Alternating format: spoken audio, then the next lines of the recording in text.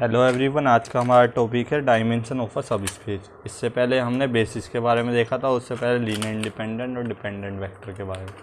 तो ये सब चीज़ें आपस में दोनों बेसिस और लीनियर इंडिपेंडेंट एक दूसरे से लिंक है। तो यदि आपको एक को समझना होगा तो दूसरी वीडियो को भी फॉलो करना होगा। नेक्स्ट हमारा टॉपिक है, हमारा आज का जो टॉपिक है डायमेंशन ऑफ अ सब स्पेस। किसी से सब स्पेस की डायमेंशन को हम कैसे फाइंड आउट कर सकते हैं। सबसे पहले हमें एक एक वेक्टर स्पेस दे रखा होगा जिसका एक सबसेट होगा WF सब स्पेस। देन क्योंकि WF हमारा सबसेट है किसका, वेक्टर VF का, तो डायमेंशन ऑफ W हमेशा लेस देन और इक्वल होगी डायमेंशन ऑफ V। हमारी जब सबसेट है तो सबसेट की डायमेंशन या तो उससे छोटी होती है, उसके इक्वल होती है। इक्वल कब होती है, यदि पूरे सेट को ही हम सबसेट लेके चल दें। तो नोट क्या है हमारा, डायमेंशन ऑफ W क्या होता है, डायमेंशन ऑफ V, यानी कि V में जितने हमारे लीनियर इंडिपेंडेंट वेक्टर हैं minus number of linear independent condition in W। Linear independent condition की बात कर रहे हैं, ना कि हम वेक्टर की।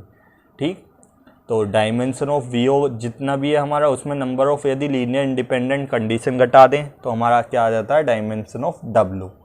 और यदि हम dimension of vector space V में से डायमेंशन ऑफ W हटा दें तो हमारा क्या आ जाता है, क्यूसेंट स्पेस की डायमेंशन V/W की, यानी कि V में से W घटा दें। तो ये दोनों हमें याद रखने हैं। जब भी हमें डायमेंशन ऑफ अ सब स्पेस पूछा जाए तो हमें V की डायमेंशन में से नंबर ऑफ इंडिपेंडेंट कंडीशन घटा देनी है। अब number of linear independent condition से मतलब क्या है, जैसे हमें एक वेक्टर V हमें एक स्पेस दे रखा है R3/R का, यानी कि 3 डायमेंशन वेक्टर स्पेस है इसकी। इस तरीके से हम बोलते हैं ट्रिपल, ये 4 होती तो क्वाड बोल देते हैं हम। इसी तरह के 5 टपल, 6 टपल, n टपल्स हम बोलते हैं। तो ये 3 टपल्स है तो इसमें 3 एलिमेंट होंगे, तो इसकी रैंक क्या होगी हमारी 3। वेक्टर स्पेस की हमारी रैंक क्या है 3। अब इसमें से number of linear independent condition A+B = 0, ये जो हमें कंडीशन दे रखी है ये क्या है, हमारी लीनियर इंडिपेंडेंट कंडीशन है। तो इसमें से 3 में से कितनी लीनियर इंडिपेंडेंट कंडीशन है, 1। तो 3 में से 1 हम माइनस कर देंगे तो हमारा डायमेंशन ऑफ वेक्टर स्पेस यानी कि W की डायमेंशन आ जाएगी। तो 3 - 1 2 आ गया। इसी तरीके से नेक्स्ट एग्जांपल है A - A और C। अब A और -A तो एक ही है, क्योंकि यदि इसमें -1 की मल्टीप्लाई कर दें A में तो दूसरा हमारा वेक्टर जनरेट हो रहा है। ठीक, और हमारा C, तो इसमें लीनियर इंडिपेंडेंट कितने हो जाएंगे, हमारा केवल एक ये रह जाएगा। तो नंबर ऑफ, और हमारा A तो A और A ये तो एक ही वेक्टर हो जाएंगे हमारे, और C एक अलग हो जाएगा, यानी कि यहाँ पे 2 वेक्टर होंगे। या हम सीधा ये भी बोल सकते हैं कि डायमेंशन ऑफ सब स्पेस हमारा क्या हो जाएगा, number of linear independent vector. Linear independent कौन सा वेक्टर है, खाली C है, ये तो एक दूसरे पे डिपेंड कर रहे हैं। इसकी टोटल क्या हो जाएगी, 3 - 1 = 2। या हम सीधा बोल दें number of independent entry are dimension. एक होता है नंबर ऑफ इंडिपेंडेंट कंडीशन, यहाँ पे हमारा रूल रहेगा नंबर ऑफ इंडिपेंडेंट एंट्रीज। तो नंबर ऑफ इंडिपेंडेंट एंट्रीज तो यहाँ पे 2 ही है, तो इसका डायरेक्ट भी हम, यदि number of independent entry given हो तो हम डायरेक्ट उसकी एंट्री गिन लेंगे कौन कौन सी इंडिपेंडेंट है। और यदि नंबर ऑफ इंडिपेंडेंट कंडीशन, या जैसे कि कोई कंडीशन गिवन हो किसी वेक्टर स्पेस में, तो जितनी भी हमें इंडिपेंडेंट कंडीशन गिवन होगी उसमें से वेक्टर स्पेस की जो डायमेंशन है उससे माइनस करके हमारा W की डायमेंशन आ जाएगी। अब ये इंडिपेंडेंट है डिपेंडेंट है ये कैसे पता लगेगा, ये हम कुछ आगे के क्वेश्चन में कवर करेंगे कि हमें ऐसा भी नहीं होता जितनी भी कंडीशन दे रखी है सभी लीनियर इंडिपेंडेंट होती हैं। कुछ डिपेंडेंट भी हो सकती हैं, तो उन्हें हमें काउंट नहीं करना। कब, जब हम माइनस करेंगे इसके dimension of a vector space से। तो ये हम आगे के क्वेश्चन में हम देखेंगे क्वेश्चन के थ्रू। अब बात करते हैं रैंक ऑफ द मैट्रिक्स। जहाँ तक रैंक ऑफ द मैट्रिक्स सभी को पता होगा, तो इसमें मैं ब्रीफ डिस्कशन करूँगा जिससे हम रिकॉल कर पाएँ। तो एक हमारी एक मैट्रिक्स दे रखी है ये, इसकी यदि हमें रैंक निकालना है तो सबसे पहला रूल क्या होता है, इस वाले की हेल्प से नीचे वाले दोनों को हमें 0 बनाना है, फिर इस वाले की हेल्प से नीचे वाले को 0 बनाना है इसे। फिर यदि ये हमारा क्या लोअर ट्रायंगल मैट्रिक्स बन जाती है जैसी, तो जो भी उस टाइम उसकी नंबर ऑफ नॉन जीरो रोज होंगी वही हमारी क्या होती है, rank of the matrix.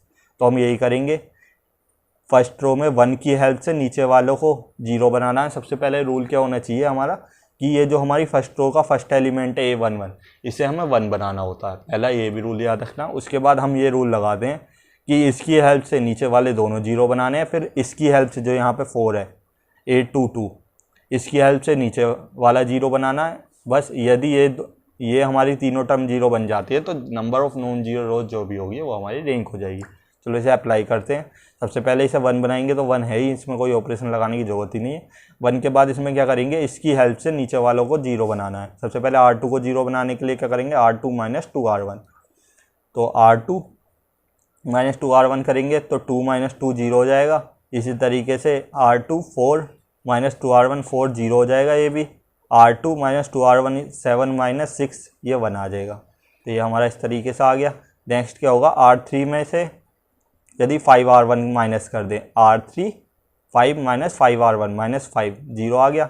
R3 - 5R1 यानी कि 8 - 10 -2 आ गया। R3 - 5R1 यानी कि 15 6 आ गया माइनस का, तो ये आ गया। अब नेक्स्ट रूल क्या होता है हमारा, इसकी हेल्प से नीचे वाले को 0 बनाना, पर ये नॉन जीरो एंट्रीज होनी चाहिए। क्योंकि यहाँ पे ये 0 एंट्रीज है तो सबसे पहले हम मैट्रिक्स का रो इंटरचेंज का ऑपरेशन लगा लेंगे। जैसे ही रो इंटरचेंज का ऑपरेशन लेंगे, R2 को रिप्लेस कर देंगे R3 से, तो R2 ऊपर R3 ऊपर चली जाएगी, R2 नीचे आ जाएगी। तो इस तरीके से जैसी आ जाएगी। अब नेक्स्ट हमारा स्टेप क्या होता है, इससे पहले तो इसकी हेल्प से नीचे वाले 0 बनाते हैं, बन चुके हैं। अब इसकी हेल्प से इसके नीचे वाला 0 बनाते हैं, ऑलरेडी 0 बन ही चुका है, तो नेक्स्ट ऑपरेशन हमें लगाने की ज़रूरत नहीं है। अब कई बार क्या होता है हमारा, ज़रूरी नहीं है कि जैसे हम इसकी हेल्प से इसे 0 बनाते हैं तो कई बार होता ही है ये भी 0 बन जाता है, तो उस केस में इसकी डायमेंशन 1 कम हो जाती है, यानी कि 2 हो जाती है।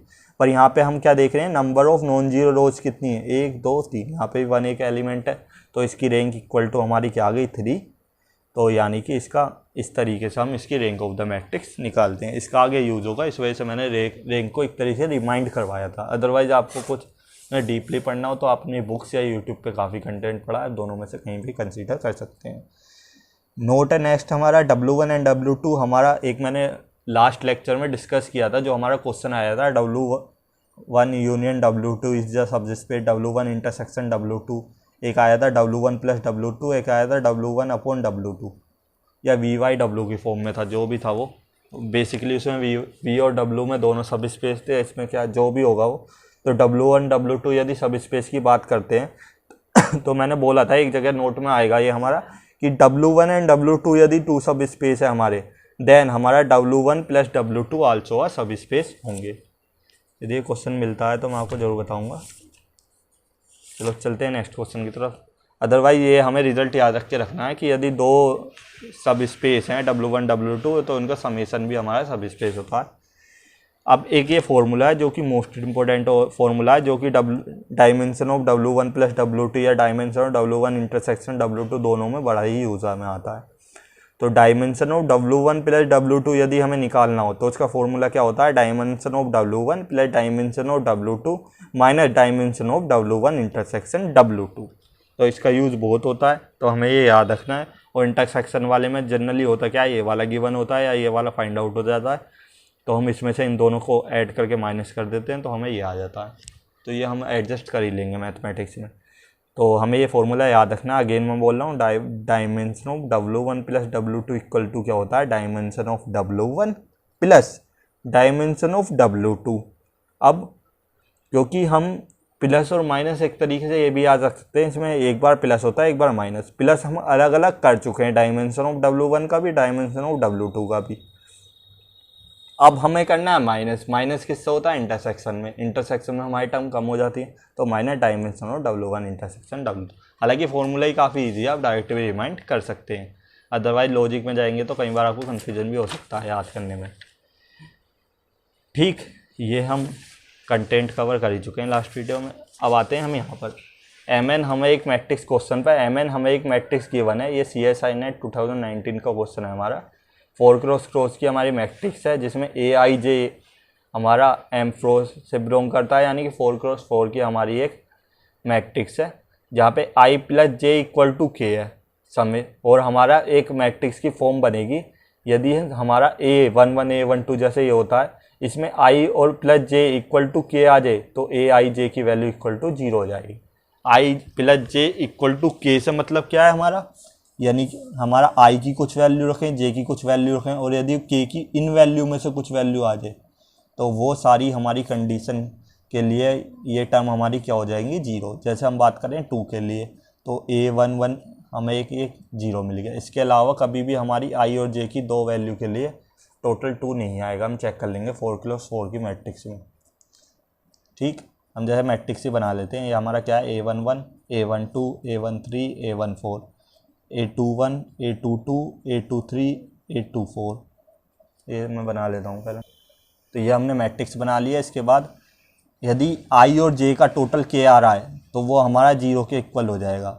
आई और जे का टोटल किस में के आ रहा है, 1 + 1 = 2, के इक्वल टू 2 में, तो ये हमारा जीरो बन गया। एक कंडीशन हमारी ये आ गई।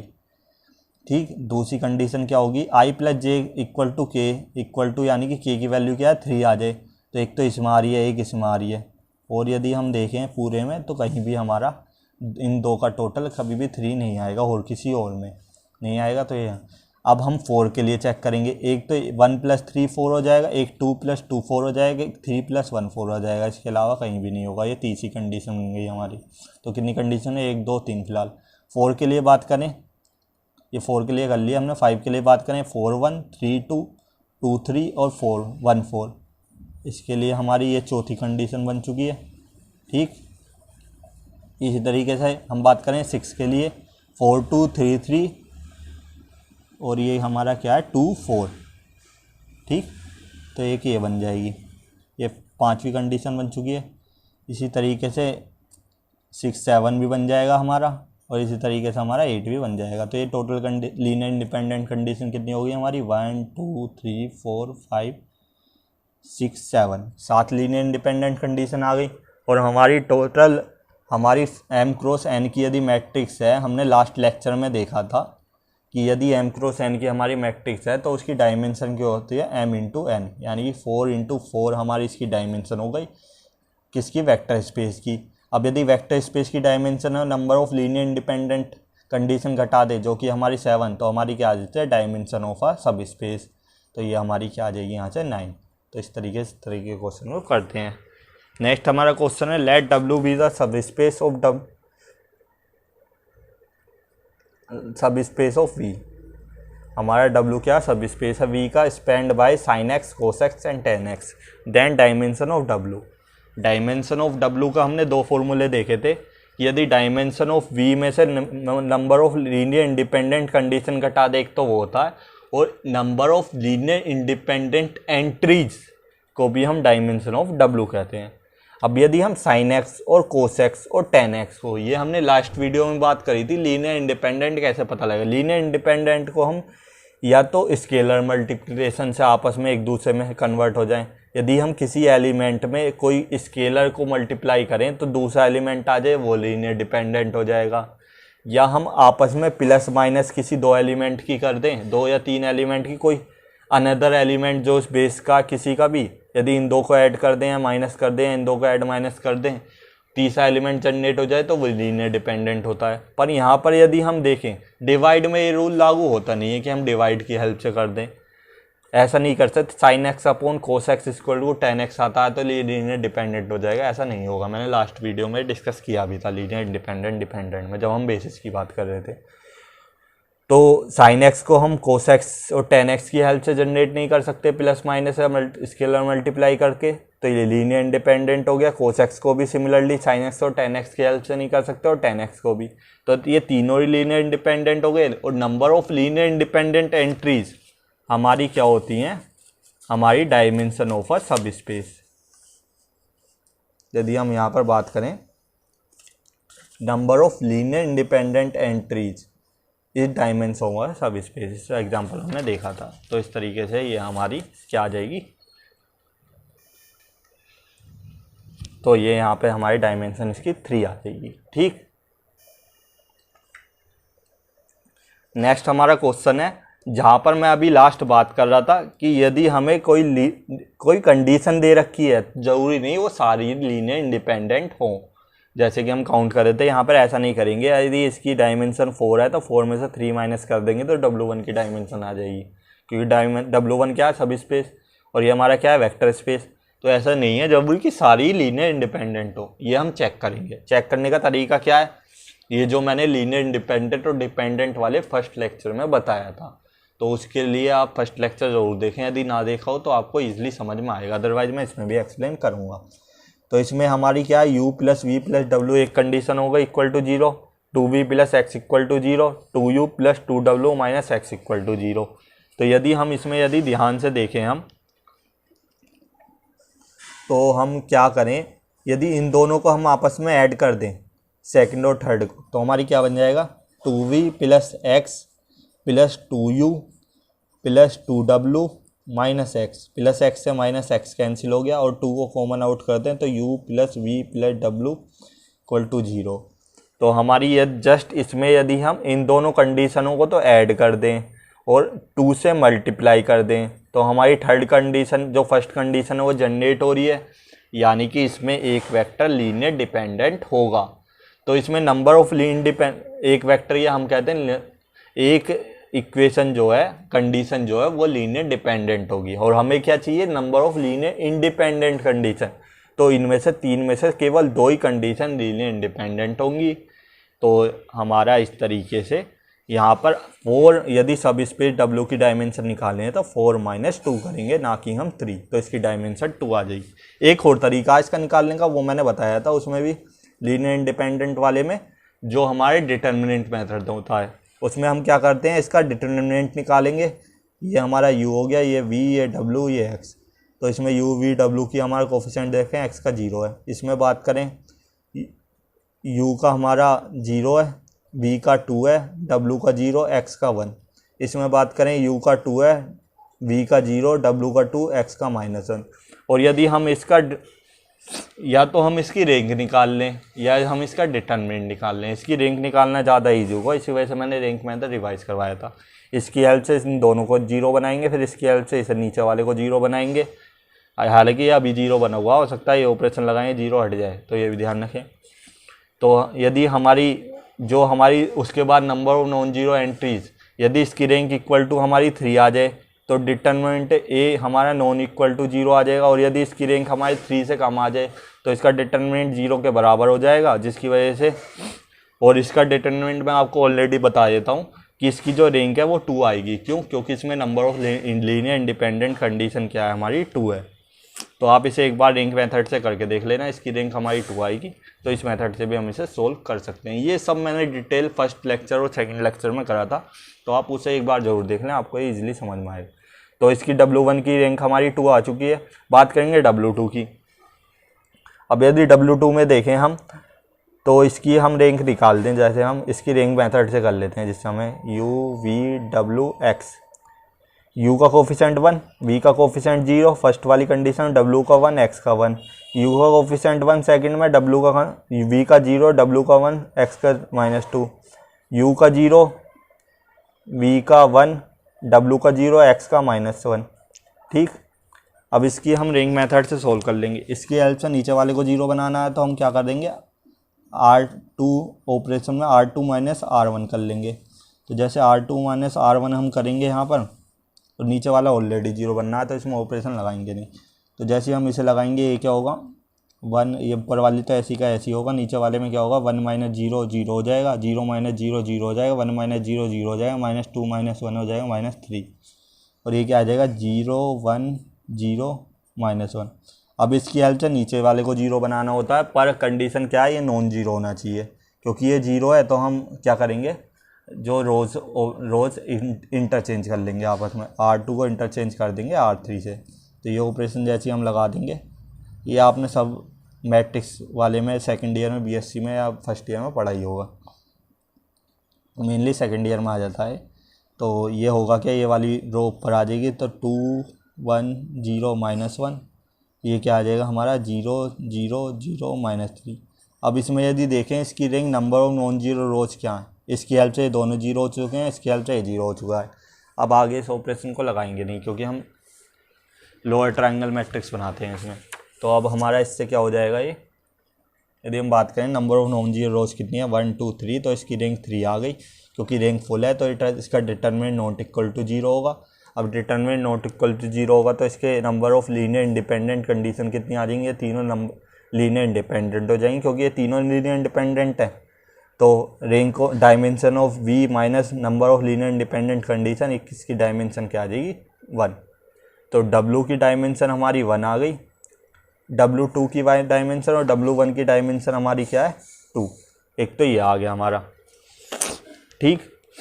और हम यदि बात करें इसमें, अब हम क्या चेक करेंगे, अब हम क्या बनाएंगे 6x6 की मैट्रिक्स। क्यों?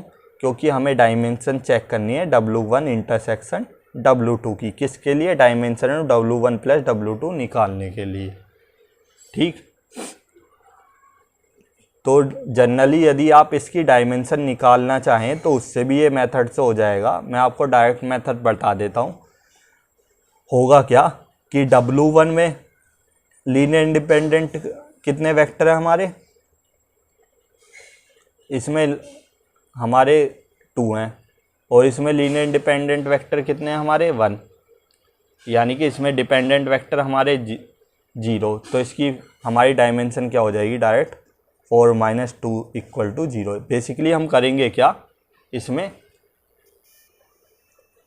तो इसमें हमारी यहाँ पे 2 लीनियर इंडिपेंडेंट आ रही है, इसमें 1 आ रही है, ठीक। यानी कि इसमें एक भी हमारी सारी लीनियर इंडिपेंडेंट है।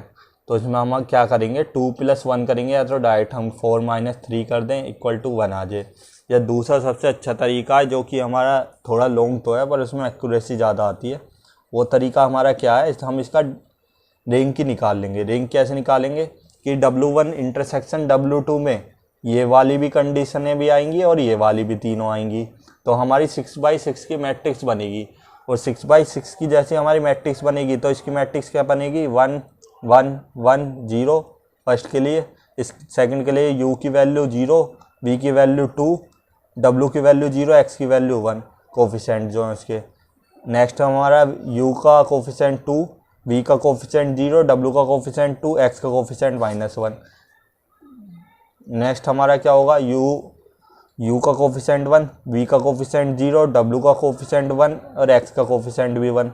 फिर हमारा u w, एक सेकेंड आ रहा है, u का कोफिशेंट 1, v का कोफिशेंट 0, w का कोफिशेंट -2 और w का कोफिशेंट 1, x का कोफिशेंट -2। नेक्स्ट हमारा क्या हो जाएगा v और x है खाली, x का कोफिशेंट हमारा -1 आ जाएगा, v का कोफिशेंट 1 और सबका 0। इन 6x6 की जो हमारी मैट्रिक्स बनेगी इसकी रैंक निकाल लेंगे। रैंक निकालने का तरीका ये होगा, इसकी हेल्प से नीचे वाली सभी 0, इसकी हेल्प से नीचे वाली उसके नीचे वाली सब 0, इसकी हेल्प से इसके नीचे वाली सब 0 और इसकी हेल्प से इसके नीचे वाली 0।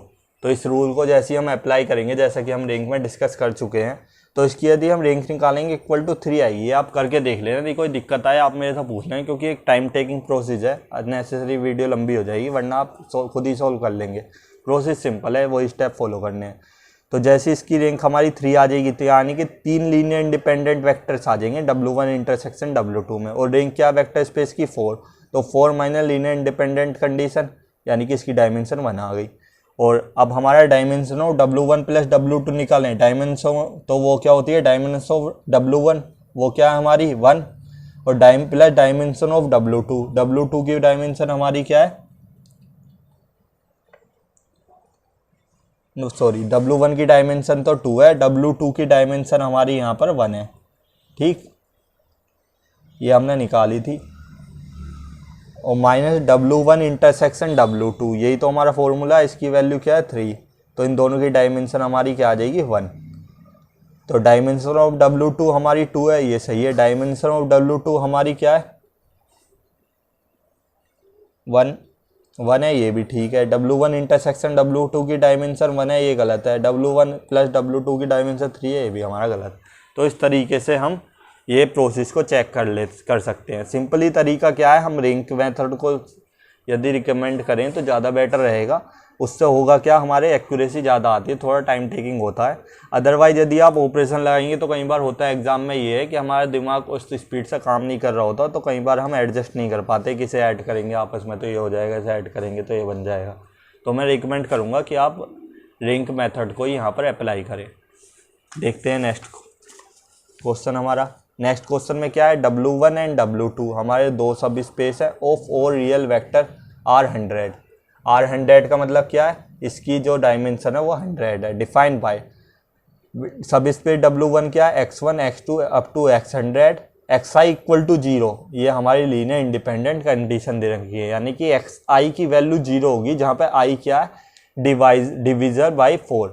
यानी कि जो ये 100 नंबर है इसमें यदि जो नंबर हमारा 4 से डिवाइड होता हो वो हमारी लीनियर इंडिपेंडेंट कंडीशन देगा, यानी कि उसका xi हमारा क्या होगा, यहाँ पे j की बात नहीं कर रहे, xi की बात कर रहे हैं, तो i हमारा क्या होगा, वो 0 हो जाएगा। जैसे हम बात करें 4 से क्या क्या डिवाइड करेगा 100 तक, 4 8 12 16 20 20 24 28 32 36 अप टू ऐसे हमारे कितने आ जाएंगे, यदि हम टोटल काउंट करें 100/4 क्या होता है हमारा 25, यानी कि 25 नंबर्स आ जाएंगे जो हमारे 4 से डिवाइड करेंगे। नेक्स्ट W2 सब स्पेस क्या है, x1 x2 up to x100 xi equal to 0 linear independent condition है, जहाँ पे i की वैल्यू क्या है, जो 5 को डिवाइड करता हो 100 तक में, तो 5 को क्या करेगा 5 10 15 अप टू 100 तक। ये तो हम डायरेक्ट भी निकाल सकते हैं, कैसे निकाल देंगे, 100 बाई क्या कर देंगे 5, तो ये 20 आ जाएंगे।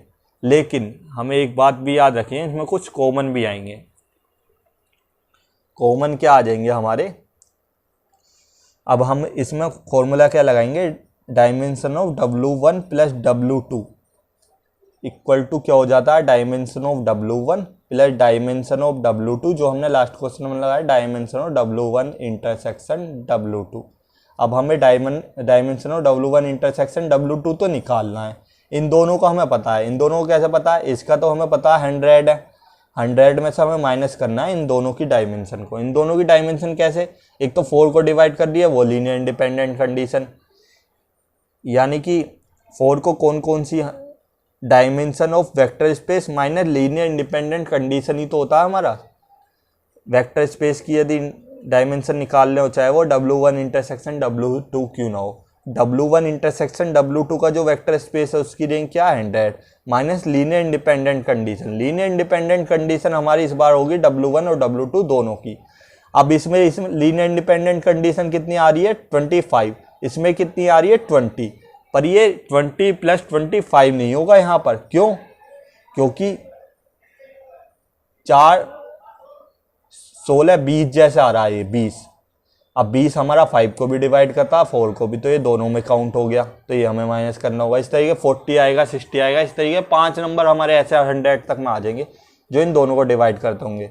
तो इसमें हमें क्या करना है 20 plus 25 minus 5 linear independent condition ये आएंगी हमारी, तो ये कितनी आ जाएंगी हमारी 20 प्लस 25 माइनस 5, ये क्या आ जाएगा हमारा 100 माइनस 40 इक्वल टू 60।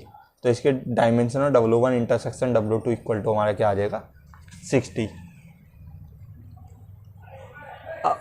अब बात करें हम नेक्स्ट की, डायमेंशन ऑफ W2 भी the real vector space of all 5x2 matrix. एक 5x2 मैट्रिक्स गिवन है, इसकी हमें डायमेंशन W1 स्पेस की डायमेंशन निकालनी है, कब, such that the sum of the entries in each rows is 0, कि हर एक एंट्री के जो सम की, जो हमारा रो की सभी एंट्री का यदि सम कर दें तो वो हमारे इक्वल टू 0 है। यही हमारी क्या है लीनियर इंडिपेंडेंट कंडीशन। अब इसमें हमारी कितनी रोज है 5, तो इसमें से हमारा लीनियर इंडिपेंडेंट कंडीशन क्या आ जाएंगी 5। ठीक, हमारा बेसिकली फॉर्मूला क्या होता है, यदि हमें डायमेंशन ऑफ W1 निकालना हो, कब, जब हमें कंडीशन दे रखा हो number of each rows equal to 0। इसका बेसिकली मैं फॉर्मूला आपको बताता हूँ, एक मैं आगे पढ़ाने वाला हूँ जिसमें सारी डायमेंशन को हम याद भी कर सकते हैं, वो वाला नोट्स मैं आपको दिखा देता हूँ फिलहाल, इसमें वो यूज़ होगा। जब भी कभी हम इस सम ऑफ फर्स्ट रो इज 0, यदि हमारी फर्स्ट रो की सम 0 है, देन डायमेंशन ऑफ VR हमारा WR क्या होता है सब स्पेस का MN, मतलब M इंटू N माइनस 1। यदि हमारी ईच रोज का जो सम है वो 0 है, if sum of each rows equal to 0, then dimension क्या होती है MN माइनस M, M मानी मतलब नंबर ऑफ रोज। यदि क्योंकि हमारी सम किसका 0 हो रहा है रो का, तो हमारा रो माइनस हो जाएगा। If sum of each column, इस बार रो नहीं इज 0, देन डायमेंशन ऑफ डब्ल्यू आर इक्वल टू क्या हो जाएगा, m n minus m. M n क्या हमारे नंबर ऑफ रोज और नंबर ऑफ कॉलम्स को मल्टीप्लाई कर देते हैं, हमारे मैट्रिक्स की ऐसी तो आती है डायमेंशन, माइनस उसमें लीनियर इंडिपेंडेंट कंडीशन क्या आएगी, एन, क्योंकि एन हमारे क्या है यहाँ पे कॉलम, एम एन में एन हमारे कॉलम है तो एन घटा देंगे नंबर ऑफ, और क्योंकि यहाँ पे रोज कितनी है m, number of linear independent condition कितनी बनेगी, जितनी नंबर ऑफ रोज हैं, क्योंकि हर एक जो हमारी रो है उसके जो हमारे एलिमेंट है उन सबका सम ही तो जीरो हो रहा है। अब यदि इफ एक क्वेश्चन में क्या दे दिया जाए, if the sum of each rows and each column is zero, यदि नंबर ऑफ हर एक रोज के एलिमेंट के रो का सम भी जीरो और कॉलम का भी सम जीरो, तो हमारा फॉर्मूला क्या डिवाइड बदल जाता है, m minus one into n minus one, या इसे हम ये भी बोल सकते हैं m n minus m minus n plus one. वैसे याद रखने का तरीका ये अच्छा है, m minus one into n minus one, तो यहाँ पे यही वाला यूज़ होगा m minus one into n minus. Detail में इसका मैं बाद में डिस्कस करूँगा जब हमारा इसका लेक्चर आएगा, ठीक। तो यहाँ पे यही यूज़ होगा, तो हम यहाँ पे यूज़ क्या कर लेंगे, जब यदि हमारी ईच रोज की एंट्री जीरो है सम की, तो हमारा क्या आ जाएगा m माइनस वन, और ईच कॉलम की जीरो है तो n माइनस वन यानी कि 2 माइनस वन, तो ये हमारा क्या आ जाएगा 5 minus one 4 into one equal to 4। तो ये हमारा इसका ही है, ये मैंने यहाँ पे हिंट भी दे रखा था, ये इक्वल टू हमारा क्या होता है m minus one into n minus one. यदि हम इसे आपस में मल्टीप्लाई करेंगे तो ये है, हालांकि मुझे ये जी लगता है तो मैं ये रिकमेंड करता हूँ। तो ये क्वेश्चन हमारे हो चुके हैं। नेक्स्ट हमारा ये क्वेश्चन है, ये क्वेश्चन क्या है, इस डायमेंशन ऑफ अ सब space x1 x2 up to x5, और ये हमारी लीनियर इंडिपेंडेंट कंडीशन दे रखी है। तो किसी भी सब स्पेस की डायमेंशन क्या होती है, यदि हमारा 5 टपल टाइप का वेक्टर स्पेस है, क्योंकि इसमें 5 एलिमेंट आ रहे हैं, तो इसकी डायमेंशन वेक्टर स्पेस की 5 हो जाएगी, minus linear independent condition -1 equal to 4 आ जाएगा, तो इसका वैल्यू आंसर 4 होगा, ठीक। अब हमारी आती है ये कि v be the vector space of all real polynomial consider the subspace by spanned by this, यानी कि हमारा जो सब स्पेस है इसके द्वारा स्पेंड हो रहा है। तो हम इसमें करेंगे क्या, सिंपली ये आपको घर से खुद ही करना है, क्योंकि ये टाइम टेकिंग लेगा, ऑलरेडी वीडियो लंबी हो चुकी है, तो लेकिन मैं इसका आइडिया दे देता हूँ आपको। यहाँ पे टी स्क्वायर लिख लेंगे, यहाँ पे टी का कोफिशेंट, यहाँ पे जो हमारा 1 का कोफिशेंट है, 1 मतलब ये जो कॉन्स्टेंट नंबर है कोई भी, तो टी स्क्वायर का फर्स्ट में कोफिशेंट हमारा क्या है 1, टी का भी कोफिशेंट 1 और कॉन्स्टेंट का कोफिशेंट 2, ठीक। इसमें टी स्क्वायर का 5, इसमें 3 टी का और फिर कॉन्स्टेंट 4, इसमें टी स्क्वायर का 2, टी का 2, कॉन्स्टेंट का 4। अब इसकी हम क्या निकालेंगे, क्योंकि हमें डायमेंशन ऑफ डब्ल्यू निकालना है, तो डायमेंशन ऑफ डब्ल्यू क्या होती है हमारी, इसमें हम क्या करेंगे, क्योंकि इसमें 4 एलिमेंट दे रखे हैं, 4 एलिमेंट दे रखे हैं, और इसकी हम रैंक निकाल लेंगे। जो इसकी रैंक आएगी वो हमारी क्या आ जाएगी, number of linear independent vectors, जितने भी हमारी इसकी रैंक आएगी। यदि इसकी रैंक हमारी 3 आती है तो 4 माइनस 3, यदि इसकी रैंक हमारी 2 आती है तो 4 माइनस 2, और यदि इसकी रैंक हमारी फुल आ जाती है 3 1, तो इसकी हमारी लीनियर इंडिपेंडेंट वेक्टर 1 हो जाएंगे। तो इस तरीके से हम रैंक से चेक करके उसे माइनस कर देंगे, dimension of v minus linear independent condition, उससे हमारा इसका आंसर आ जाएगा। तो हमें उस तरीके से इसे सोल्व कर लेना। नेक्स्ट हमारा क्वेश्चन क्या है, इसका भी मैं हिंट ही दूंगा। ये हमें एक सब स्पेस दे रखा है ए आई जे, जहाँ पे ए आई जे इक्वल टू 0 है कब आई हमारा इवन हो, फॉर ऑल 10 क्रॉस 10 मैट्रिक्स, यानी कि हमारी 10 क्रॉस 10 की हमारी मैट्रिक्स है ये कोई, ठीक। और इसमें हमारा आई जे की वैल्यू 0 है कब आई इवन है। आई इवन किस में होगा, जैसे A11 है, A12 है, इसमें तो ओड है तो इसकी तो 0 नहीं होगी, A21 आ जाएगा, जैसे ये इवन आ गई तो ये सभी 0 हो जाएगी। फिर A31 में नहीं होगा, A41 आ जाएगा, क्योंकि आई इवन आ गया, फिर ये 0 हो जाएगा। इस तरीके से हम देखते जाएँ तो A51 52 53 वाला 0 नहीं होगा, लेकिन A61 वाला 0 हो जाएगा, क्योंकि 6 इवन है हमारा, 7 वाला नहीं होगा, 8 वाला हो जाएगा। तो इस तरीके से हमारी यदि 10 की बात करें तो इसमें हमारी 5 तो हमारी क्या हो जाएंगी, इसमें हमारा क्या होगा 5 हमारी रोज तो नॉन जीरो होंगी और 5 रोज 0 हो जाएंगी, ठीक।